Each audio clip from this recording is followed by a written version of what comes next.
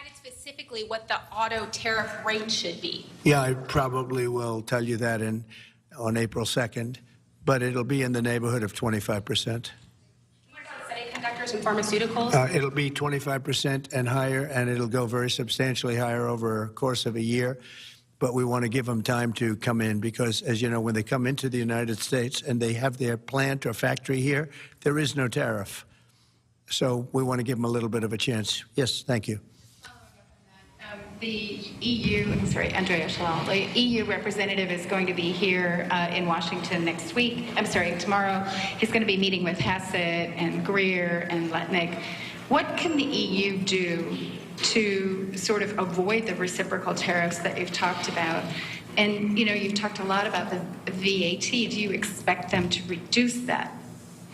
Well, they did already, as I understand it, reduce their car tariff all the way down to what we have. And a lot of that will take place, and I think some won't do it and some will do it. But the EU had a 10% tax on cars, and now they have a 2.5% tax, which is the exact same as us. So already we've saved a tremendous amount. That would be great. If everybody would do that, then we'd all be on the same playing field. Because essentially what we're doing with the tariffs is, you know, they charge us, we charge them, same amount.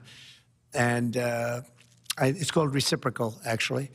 And whatever they charge us, we're charging them. And so the EU is, you know, I appreciate that they did this, but, you know, the EU has been very unfair to us. We have a deficit of $350 billion. They don't take our cars. They don't take our farm products. They don't take almost anything. They take very little. And we're going to have to straighten that out. And we will. I have no doubt about it. Yeah, go ahead, please.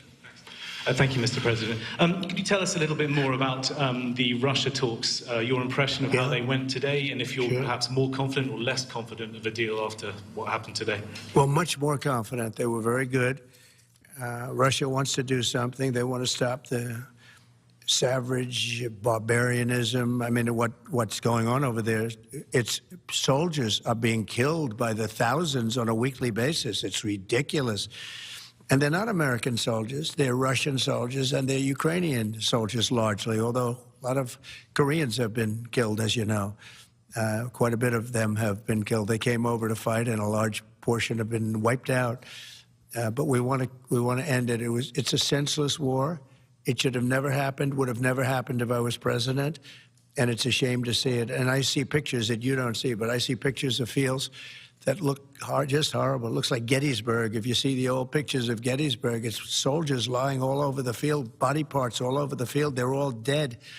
And this is going on a daily basis. It's a horrible thing. Both Russia and Ukraine, they're losing thousands and thousands of soldiers. And a lot of people have been killed, too. I think that's one of the things that you'll see historically and you'll see later on as it goes along. I think people are going to be surprised at how many people, not only soldiers, have been killed in Ukraine. A lot more people than you think. Yeah, please.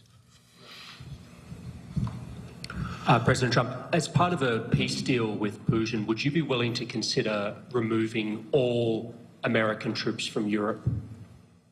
Well, nobody's asked me to do that, so I don't think we'd have to do that. I wouldn't want to do that. But that question's never really come up.